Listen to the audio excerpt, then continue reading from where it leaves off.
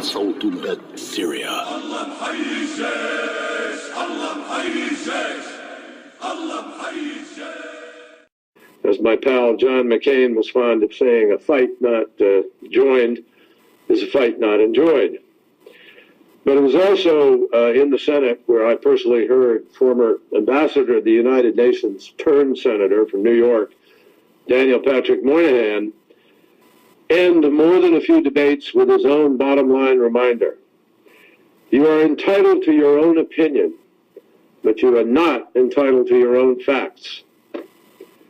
And those words are really worth using and focusing on as we head into next week's General Assembly meeting in New York of the United Nations.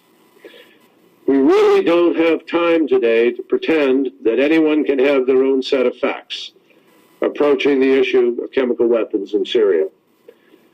This fight about Syria's chemical weapons is not a game. It's real. It's important.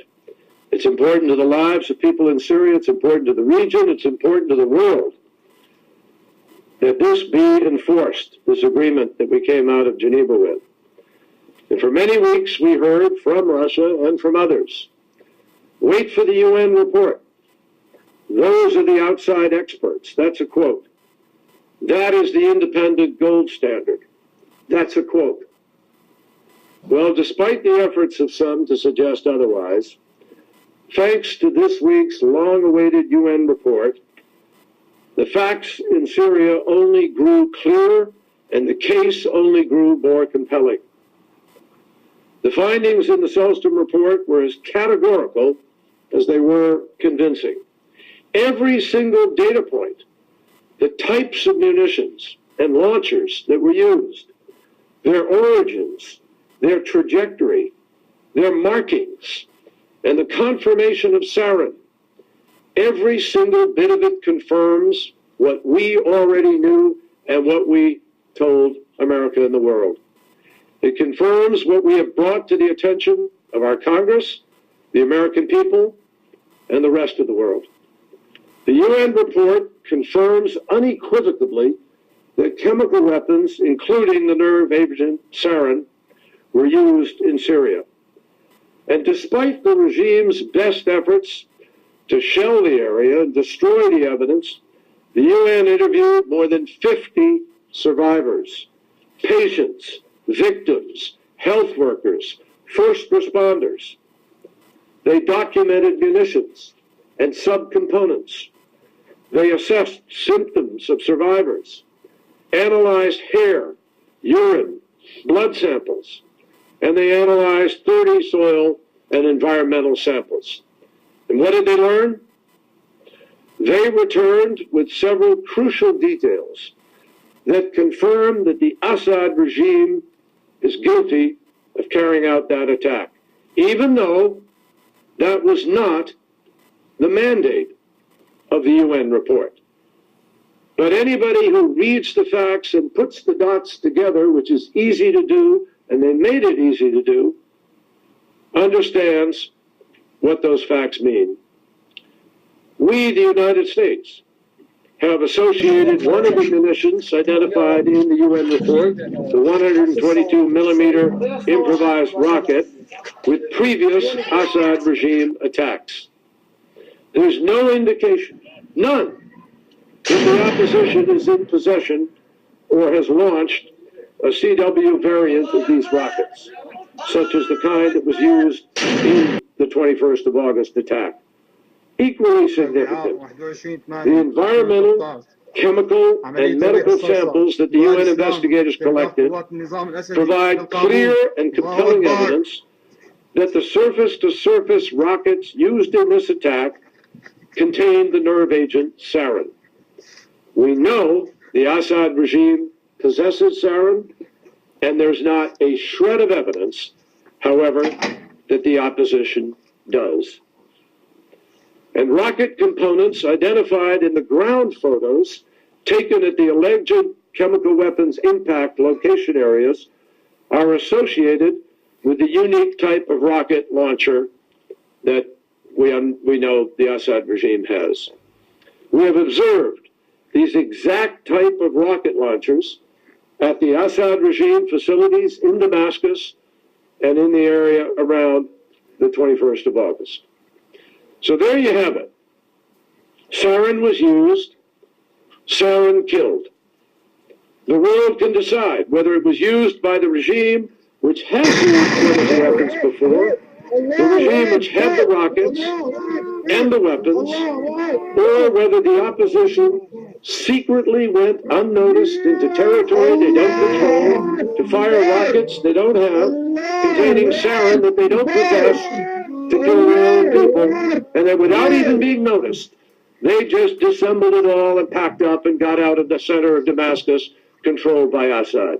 Please. This isn't complicated. When we said we know what is true, we meant it. And now, before I head to New York for the UN General Assembly, we have a definitive UN report strengthening the case and solidifying our resolve. Now the test comes. The Security Council must be prepared to act next week.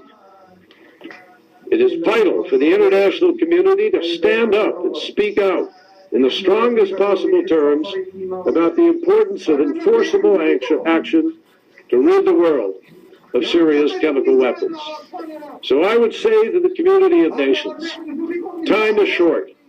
Let's not spend time debating what we already know.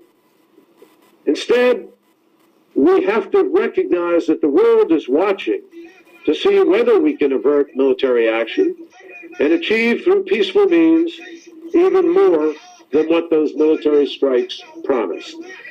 The complete removal of Syria's chemical weapons is possible here through peaceful means, and that will be determined by the resolve of the United Nations to follow through on the agreement that Russia and the United States reached in Geneva, an agreement that clearly said this must be enforceable. It must be done the soonest possible. It must be real. We need everyone's help in order to see that the Security Council lives up to its founding values and passes a binding resolution that codifies the strongest possible mechanism to achieve the goal and to achieve it rapidly. We need to make the Geneva Agreement meaningful, and to make it meaningful in order to eliminate Syria's CW program, and to do it with transparency and with the accountability, the full accountability that is demanded here. It is important that we accomplish the goal in New York and accomplish it as rapidly as possible. Thank you all. I'm 57 years old and I'm a Vietnam vet, and I'm proud to have worn the military uniform for the United States of America. Like all of the other people who went before me and all of the people who have gone after me, we all took an oath, and that oath was simple. We said that we would uphold and defend the Constitution of these United States against all enemies, foreign and domestic. Domestic. Now there's something that might make you think. And I'm appealing to other millions of Americans who have worn the uniform and who have taken the oath to think about what I'm saying. Tel Aviv hasn't ratified the Chemical Weapons Convention. So if WMDs are bad, why aren't they bad for Israel that used banned weapons like air-burst white phosphorus munitions during its war on the besieged Gaza Strip at the turn of 2008-2009? Well, quite right. I mean, I think it's noteworthy that Secretary of State John Kerry misspoke when he said that Syria had the largest chemical weapons arsenal in the Middle East. That honor belongs to Israel, along with their nuclear weapons, some 300 warheads that are known to exist, along with their biological agents that are a part of the Israeli arsenal. The fact of the matter is that Israel should be brought under the same microscope as Syria. And ultimately, after Israel is forced to sign the Nuclear Non-Proliferation Treaty, and after they open their nuclear, chemical, and biological capability to international inspection and sanction, we're going to continue to have problems. And I think, as you quite rightly point out, all of the nations of the world, including the United States, whose track record on weapons of mass destruction goes back to the mass murder at Hiroshima and Nagasaki in 1945. Until everybody is held to the same standard, we're going to have a very, very serious ongoing problem. The head of a Western-backed rebel council has spelled out his group's rejection of Russia's plan for chemical weapons in Syria. We announce our definitive rejection of the Russian initiative to place chemical weapons under international custody, he said in this video message, and continued, we ask that the international community not be content with withdrawing chemical weapons, which are a criminal instrument, but to hold the perpetrator accountable and prosecute him at the International Criminal Court.